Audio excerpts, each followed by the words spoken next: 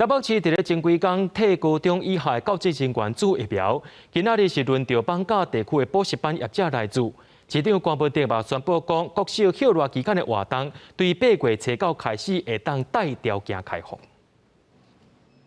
毕秋护理师消毒注疫苗，台北市前几天替高中以下的教职人员注疫苗，31天轮到补教业者，不过是先为放假地区开始注，总共226人，别位的补习班就要听后安排。对我们对小孩子的话，我们也比较安心这样子。对家长来讲，家长比较放心把小孩交给我们。我们整个公司里面，我跟我主任是前2个，其他都没有打到，都还在排，都还在等，都还没有到。教育局表示，补习班注疫苗的名单拢是按照补习班和教育局的名册落去排的，31天就会转述资料。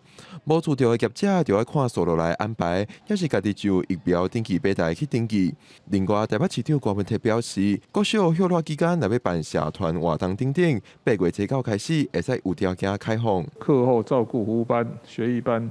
学习辅助还有课外社团，不过主要以静态的为主哦，那以校内学生为限哦，每班最多20人。关文哲表示，老师以注疫苗了后，满14天优先，若是还未注疫苗，就要有7天以内体检阴性证明。